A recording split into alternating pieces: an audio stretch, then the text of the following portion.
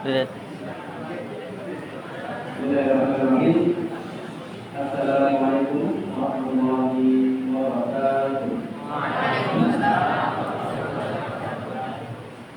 Innal hamdalillah nahmaduhu wa nasta'inuhu wa nastaghfiruh wa na'udzu billahi min shururi anfusina wa min sayyiati a'malina. Man yahdihillahu fala mudilla lahu wa man yudlil fala hadiya lahu.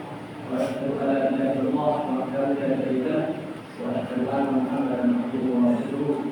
Wa sallallahu ala Muhammadin wa ala alihi wa sahbihi ajma'in. Infaqi wa alhamdulillah akan wa innakum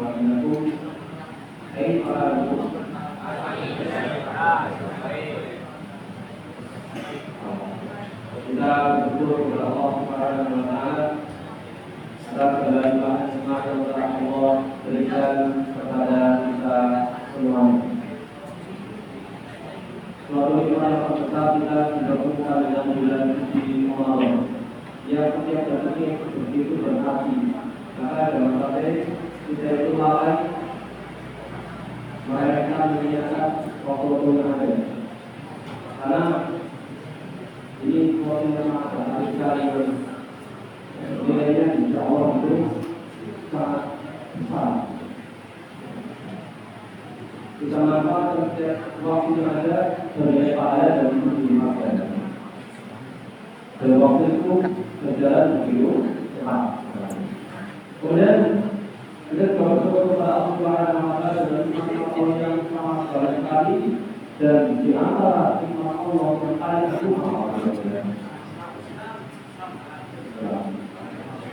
di antaranya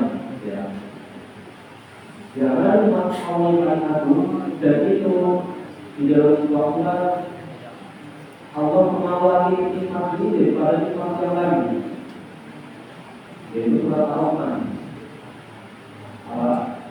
Ar-Rahman adalah Tuhan. Sebelum nikmat Allah yang lain, pertama kali adalah Tuhan.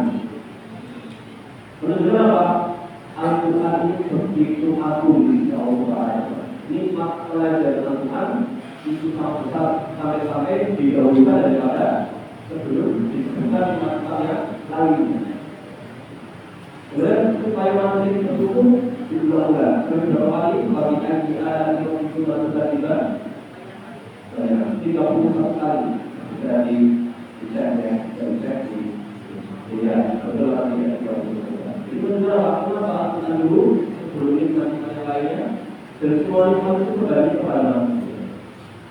Kita harus sangat bersyukur kepada Allah Subhanahu wa taala. Pada kesempatan sore hari ini kita akan melanjutkan seperti taklim sebelum Ramadan. Pas sekali momentum Ramadan ini, taklim kita materinya sama. Bertemakan apa? Ayat-ayat puasa. Kita akan baca pada kesempatan sore hari ini, yaitu ayat 182 sampai 186. 182 sampai 186. Seperti biasa, kita tahu kemudian berkata, A'udzu billahi minasy syaithanir rajim.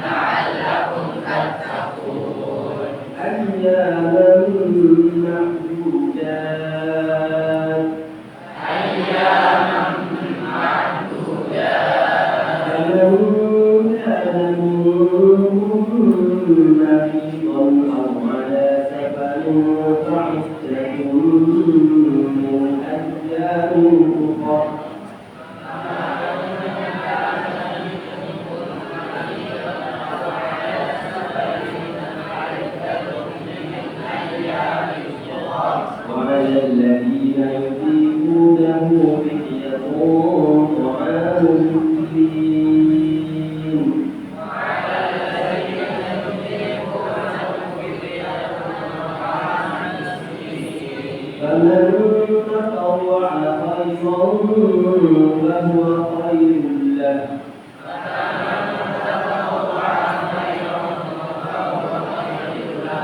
وأن تكونوا خير لكم إن كنتم تعلمون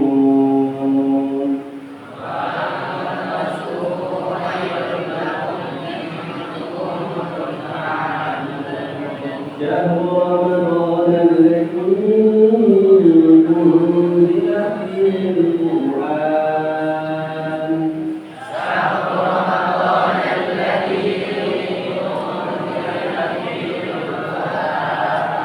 هدى للناس وبينات من الهدى والفرقان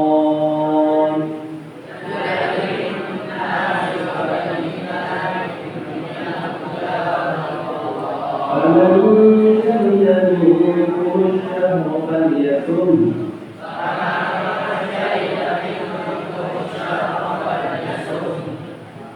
ومن كان مريضا أو على سفر فعدة من أيام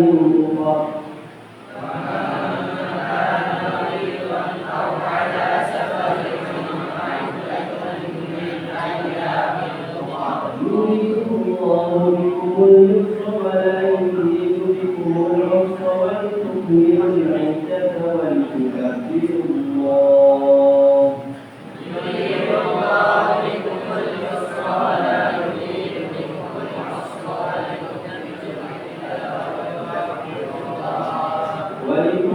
ولتكملوا العدة ولتكبروا الله على ما هداكم ولعلكم تشكرون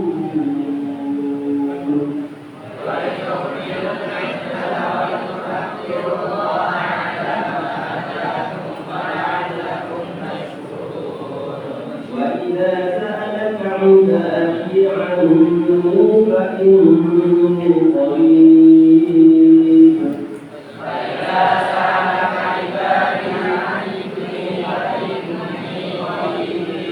أجيب دعوة الداع إذا دعان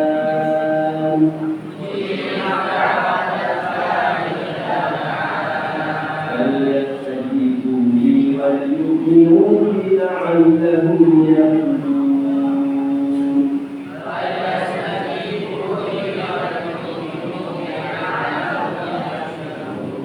Allah Taala berfirman, "Faman qala mu'min aw minhum jannah dan manfaat pakaian pada hikmah inna Allah ghafurur rahim."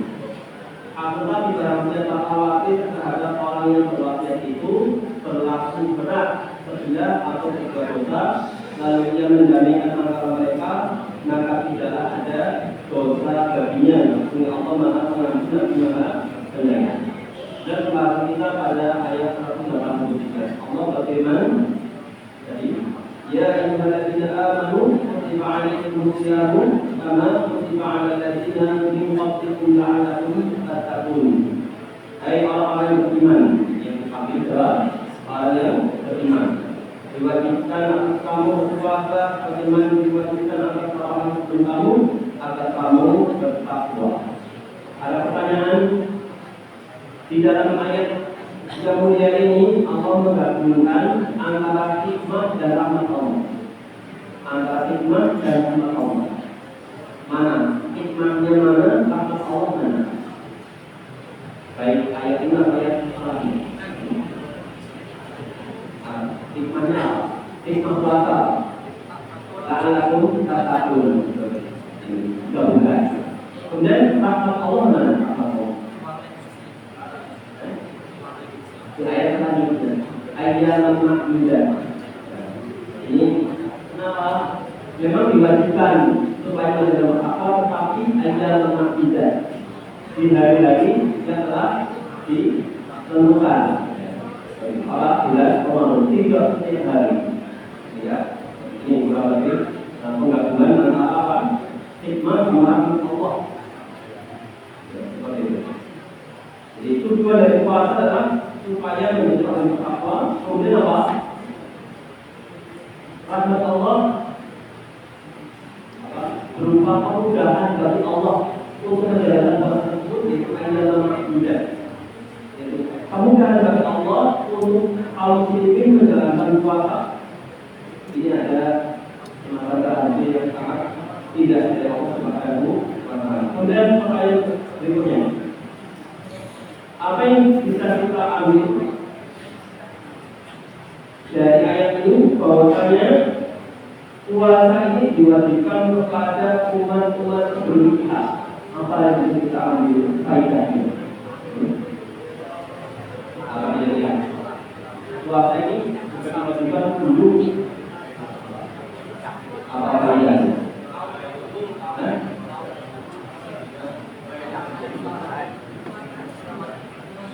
Apalagi faedahnya?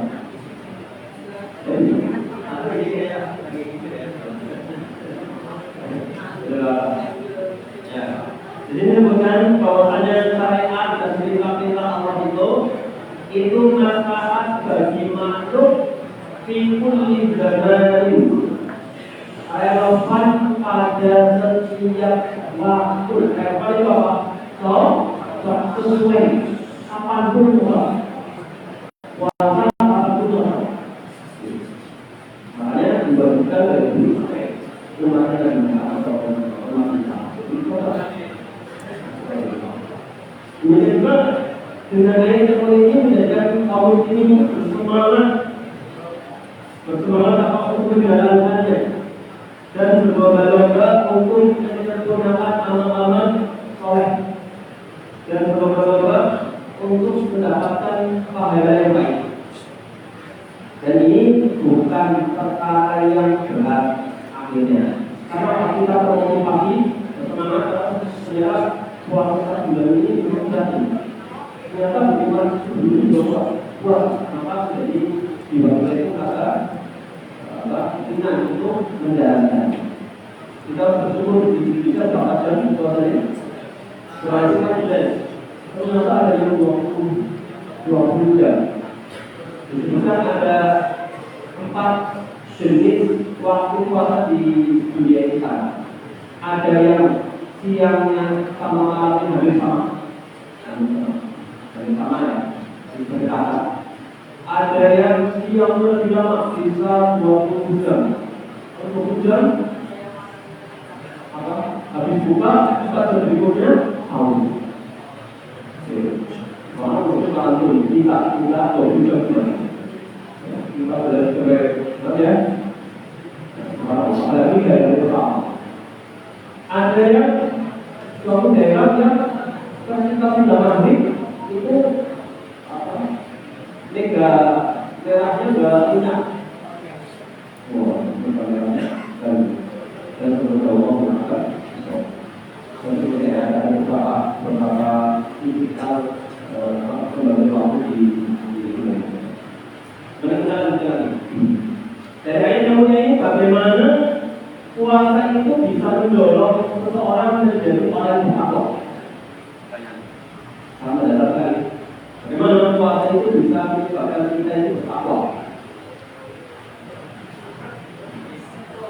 Coba antum dari hari Sabtu puasa sampai hari Senin itu ada perubahan yang ada pikiran yang kita rugi. Ada apa? Apa buruk itu? Jadi dari sini alamnya, tapi alamnya ada ini. Itu rasakan dan berusaha untuk meningkatkan. Jadi puasa ini bisa menyebabkan orang itu bertakwa. Takwa itu menyebabkan orang itu menjauhi maksiat. Puasa atau takwa itu bisa menyebabkan orang jauh dari maksiat. Dan puasa ini mengekang hawa nafsu. Puasa mengekang hawa nafsu. Kemudian takwa menyebabkan menjauhkan dari maksiat. Puasa mengekang hawa nafsu. Apa kaitannya hawa nafsu sama maksiat? Karena sumber dari maksiat dorongan hawa nafsu. Ya puasa itu mengekang. Bagaimana tidak? Dengan halal saja. Jadi ini induk dari maksiat adalah hawa nafsu. Makanya Rasulullah SAW bersabda menguatkan ayat yang mulia ini atau membenarkan atau menafsirkan ayat yang mulia ini. Ini pasti kali ini ya, dengan baik. Dengan baik. Ya masyarakat syabab. Kenapa dia? Ya masyarakat syabab. Dari para pemuda. Mana pemuda ini? Pemuda teman? Ya, ada yang pemuda itu mana?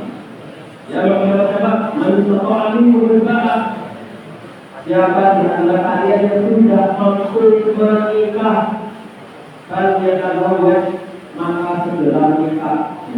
Ya, tapi nanti gimana? Kenapa? Tidak akan berhenti itu ya. Fa'innahu amrun lil faqr wa ahsanu lil wad. Dengan menikah itu bisa lebih menunjukkan apa? Anda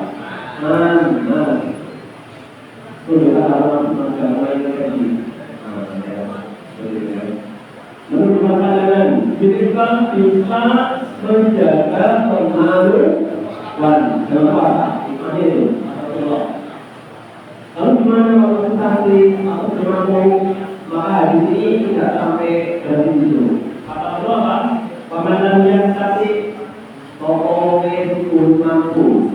Fa'alaihi wajib kalau itu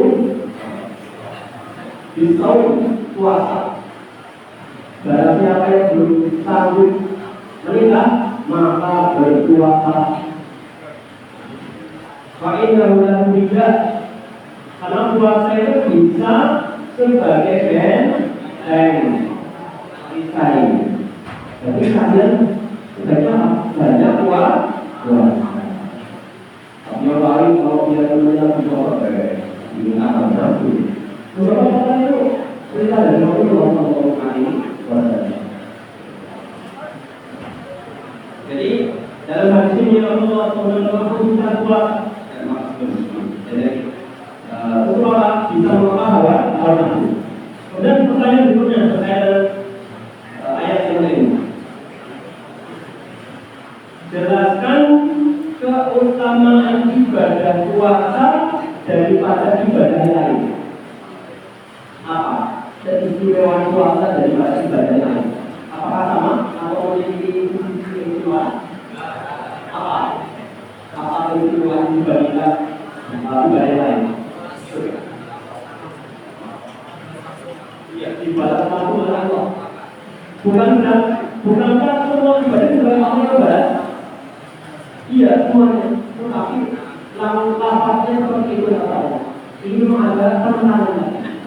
Memang semua ibadah yang beliau lain. Tetapi di lafaznya hadis suci atau firman Allah Subhanahu wa taala tapi menyatakan seperti itu. Jadi ada keistimewaan sendiri pada ibadah puasa. Jadi puasa ini dikhususkan meskipun diputuskan meskipun semua ibadah sebagai Allah Subhanahu wa taala ada dua perkara yang berbeda. Yang pertama, puasa ini mencegah menghalangi dari jiwa ini bersenang-senang. Jiwa puasa, jiwa kita bersenang-senang. Makan itu enggak boleh ya, ya ada kan mas lawan ketawa ini ya, ya makanya yang istimewa itu demikian juga Pak mencegah syahwat yang tidak dijumpai pada ibadah yang lain kecuali sholat. Jadi itu sholat juga seperti tadi itu ya mengawal karena sudah tahu. Tapi pada yang lain nggak seperti itu, nggak seperti puasa. Ini pertama ya. Apa tadi? Seorang yang puasa apa? Tidak bersenang-senang ya, atau jiwa tidak bersenang. Dalam kondisi tidak bersenang. Apa itu? Yang kedua, isi kesimpulan puasa. Puasa itu rahasia antara hamba sama dalam Allah. Ya kan? Orang yang puasa kan begitu ya. Dia di pasar juga. Ada orang yang kamu kalau sekali beribadah dua, ya kan? Dulu tuh orang puasa kan. Ada yang orang puasa ternyata kuat juga. Jadi hanya orang yang kamu dicoba. Sejumlah orang itu ketika puasa itu dibuktikan. Orang yang kalau niatnya dia itu tidak mau puasa, tubuhnya tapi minum. Terus yang tahu adalah dunia sama ada lainnya antara dunia sama puasa puasa. Aku tahu kemana makan. Misalnya ada seorang laki-laki dia sudah punya keluarga, bekerja di kantor misalnya. Berangkat kantor dari puasa dong. Pimpinan saya bawa. Dan itu, saya tahu, ya. Demikian juga pernah. Nah, kalau sekali kurang puasa, tapi sudah masuk juga kurang. Jadi kan, jadi ini mau bahan kamu boleh makan. Itu kalau dia tenang, ini ya. Jadi itu namanya. Makanya kita butuh dibandingkan ibadah-ibadah yang lainnya. Dan seperti itu, ibadah yang lain itu bisa kelihatan berpotensi apa kalau ibadah kelihatan sehingga pura-pura pura-pura berbuat gimana? Mau lihat gimana?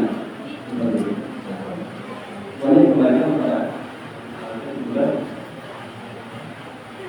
karena ayat selanjutnya ayat 180 ayat berkuda apabila dia mengatakan awal al-farin ma'ida tujuan dan artinya apa? Dalam beberapa hal yang tertentu maka barang siapa yang kamu yang sakit atau dalam perjalanan lalu dia berjumpa sakit sabar lalu dia berbuka ini dua hal yang memperbolehkan untuk seorang itu mengatakan puasa.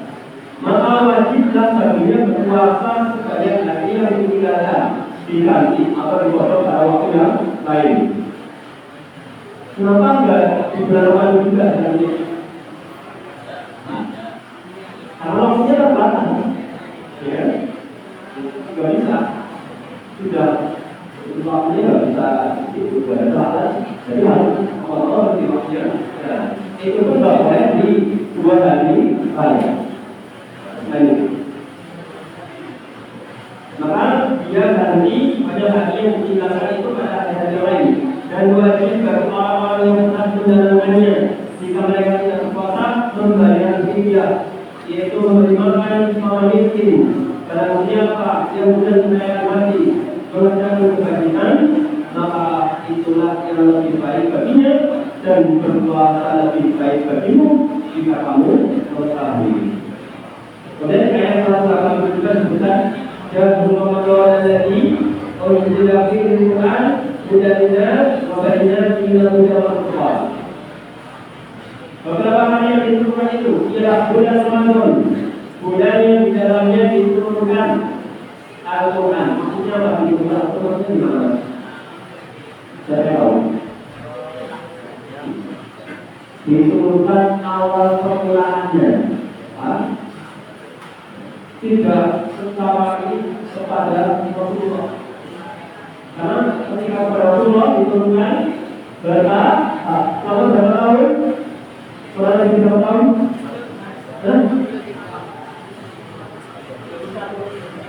23 tahun, 13 tahun berapa? 10 tahun berapa? Tadi ya. Yang pertama kali berbulan berapa? Berapa? Awal surat Al-Alaq.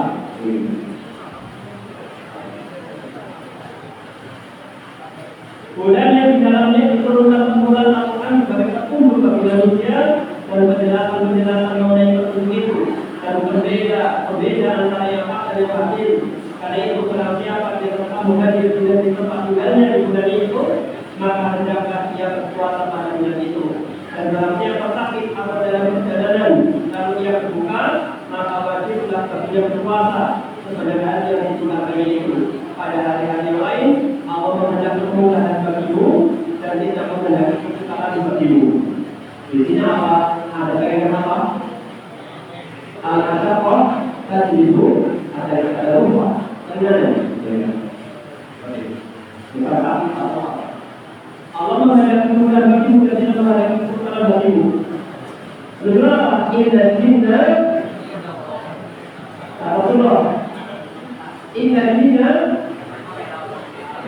konteksnya inna dina yusrun. Agama ini mudah. Asalnya mudah.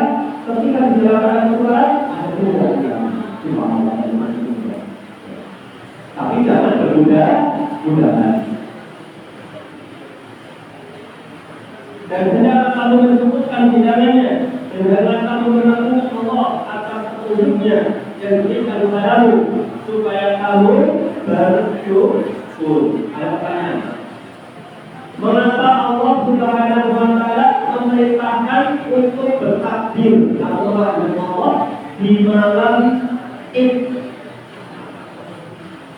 Di malam Id, di malam hari lain setelah selesai Ramadan. Nah, kenapa? Kita akan ya, kita apalagi apa disuruh oleh Allah?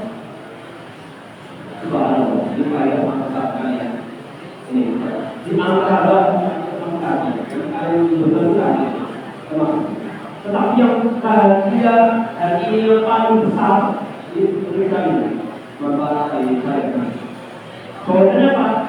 Tatkala itu lagi. Nanti tidak apa ini. Ini rahasia yang paling besar. Tatkala seorang hamba itu dalam keadaan dia itu bersenang. Habis puasa benar ya? Bersenang ya? Bersenang dan gembira. Ini berpotensi secara tabiat manusiawi itu akan apa? Melampaui batas.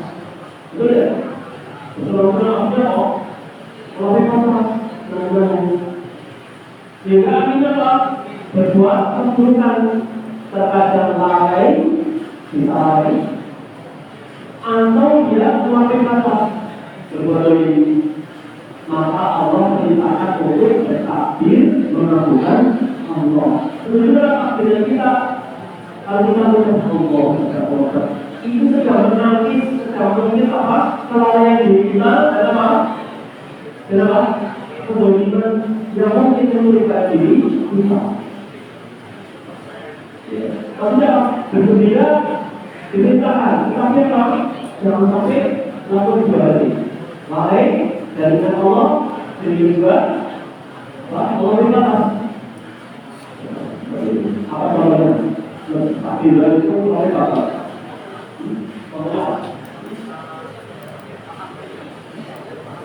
makanya berbicara bicaranya apa?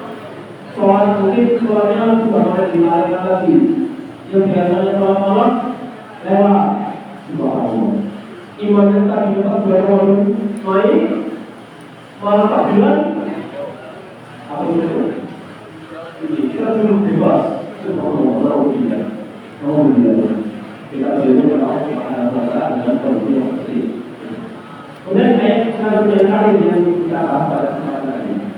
Allah berfirman, "Wa idza sa'alaka 'ibadi 'anni fa inni qarib, ujibu da'watad da'i idza da'an, falyastajibu li wa yu'minu bi la'allahum yarshudun." Dan apabila hamba-hambaku bertanya kepadamu tentang aku, maka jawablah bahwasanya aku adalah dekat. Aku sendiri adalah Allah Subhanahu wa Ta'ala. Aku kata Allah mengabulkan permohonan orang yang berdoa, maka berikanlah mohon kepadaku, maka hendaklah mereka itu memenuhi segala perintahku dan hendaklah mereka beriman kepadaku agar mereka selalu berada dalam kebenaran. Ada beberapa pertanyaan yang muncul dari ayat mulai ini. Yang pertama, Apa perbedaan doanya orang mukmin sama orang kafir dari sisi dikabulkan? Kan apabila hamba-hambaku bertanya tentangmu, hamba-hambaku di sini kira-kira dibedakan tidak? Hamba yang mukmin, kata hamba kan? Kata hamba, kalau sebenarnya kata hamba kan bisa kafir, orang juga bisa kabul. Tetapi menurut ayat yang mulia ini maksudnya hamba siapa? Orang yang mukmin. Apa bedanya doanya orang mukmin sama orang kafir dalam hal ini dikabulkan? Ya, terkait dalam ayat ini. Allah Subhanahu wa taala menyebutkan ayat yang mulia ini bahwasanya Allah sangat dekat mengabulkan doanya orang yang berdoa. Dan Allah menjelaskan di ayat yang lain. Ini ayat yang ini dijelaskan ayat lain. Ada dikatakan surat Al-An'am ayat 41. Yang di sini maksudnya apa? Dikaitkan dengan kehendak Allah. Dikabulkan atau tidaknya itu dikaitkan dengan kehendak Allah. Perhatikan surat Al-An'am ayat 41 ini seperti sedang menafsirkan tentang doa yang terakhir. Fayakshifu ma tad'una ilaihi in sya'a wa tansawna ma tusyrikun. Dan Allah itu hilangkan bahaya. Allah hilangkan dari bahaya yang kalian minta kepada Allah. Orang mukmin, orang kafir juga berdoa kepada Allah supaya dihilangkan dari karena bahaya, karena musik ya. Nah, ini apa? Dan kalian jika Allah berkehendak dan kalian meninggalkan kesyirikan kalian. Maksudnya apa? Berkata sebagai ulama, ayat yang ini dikaitkan dengan tidak Allah di dalam doa orang kafir. Jadi orang kafir berdoa tapi ada kaitan dengan beda. Tidak ada Allah dikabulkan atau tidak terserah Allah Subhanahu wa taala. Ini sangat jelas. Tetapi janji Allah mengabulkan doa orang beriman ini secara mutlak. Secara mutlak tidak dikaitkan dengan kehendak. Maka doa orang beriman tidak tertolak. Jadi kalau kita beriman itu doanya pasti terkabulkan selama tidak ada halangan. Kemudian bentuk kita berdoa doa itu macam-macam. Apa? Ada 3 bentuk. Apa saja? Bisa langsung dikabulkan apa yang diminta. Ya Allah, saya minta uang 10 juta misalnya. Bisa dikabulkan di waktu cepat atau lambat 10 juta misalnya. Atau doanya itu di dunia tidak dikabulkan, tapi jadi sifat nanti akhirat. Jadi kita harus berkata baik kepada Allah. Ya Allah, doa saya tidak kabulkan. Dan ini disimpan. Terbaliknya nanti ada jauh lebih baik. Antara dihindarkan dari orang bahaya yang nilainya itu sama dengan nilai permintaan kita. Tadi kita berubah. Padahal dihindarkan dari musibah bencana yang kalau di total kerugiannya 10 juta. Misalnya obat berapa? Bayar soalnya kita tidak. Ini jadi kita harus berkata baik kepada Allah Subhanahu wa taala. Jadi Allah kita berdoa nah bentuk amat berdoa kita. Jadi kami nanti ada kesimpulan. Oke, penutup ini. Pertama, di antara hikmah puasa adalah membantu seorang hamba dan melatih seorang hamba untuk menjadi orang yang bertakwa kepada Allah Subhanahu wa taala. Pertama, jadi puasa ini sangat membantu kita menjadi orang bertakwa. Takwa ini ada apa? Siapa bisa mendefinisikan takwa?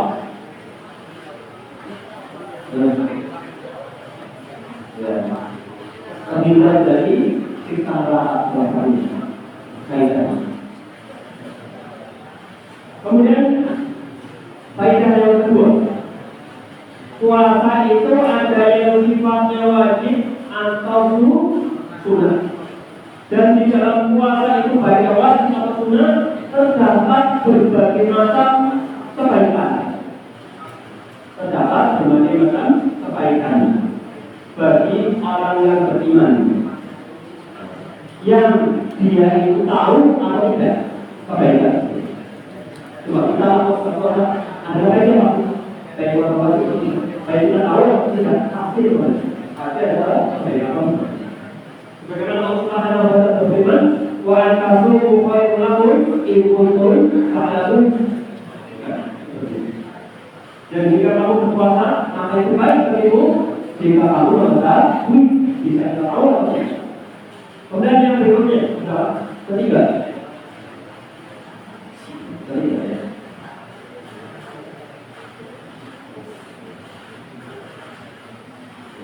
Yang ketiga, berdoa, doa itu bisa mengantarkan seseorang mendapatkan hidayah dan petunjuk. Kemudian yang keempat,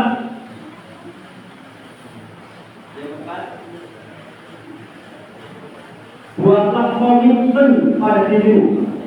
Buatlah komitmen pada dirimu untuk berpuasa setiap bulannya 3 hari.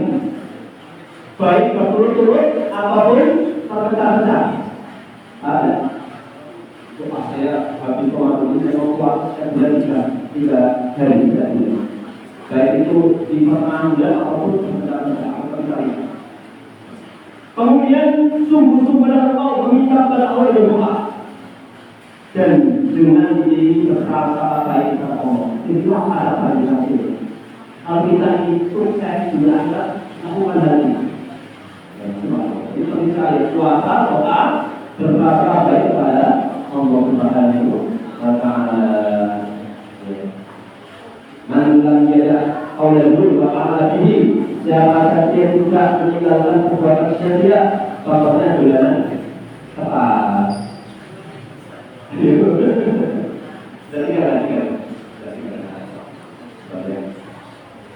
Ya, terakhir. Oh, apa? Apa tadi? Komitmen untuk puasa 3 hari setiap bulan. Maka ini akan memudahkan kita memperbaiki hati kita dan menumbuhkan ketakwaan pada diri kita ini.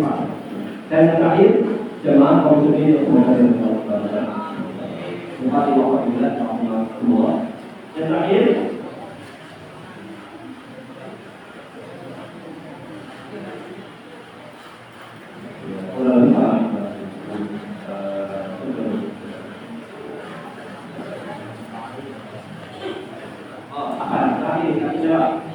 tentang doa. Apa hikmah ayat doa disebutkan di ayat puasa? Kan tadi 133, 134, 135, kalau 136 tentang doa. Kemudian 187 tentang doa lagi. Apa? Disebutkan itu apa hikmah? Betul, doanya. Ini ada isyarat orang yang puasa itu doanya terkabulkan. Bulan Ramadan itu bulan waktu terkabulkannya doa. Demikian juga bisa dilakukannya berpuasa ketika di akhir-akhir kita selesai menjaga puasa atau di waktu-waktu kita sudah berpuasa di sholat. Jadi yang kita sampaikan semoga bermanfaat. Kalau kita pada waktu yang datang kita persiapan berpuasa dan kita diamalkan pada yang di mereka daerah yang kita berpuasa.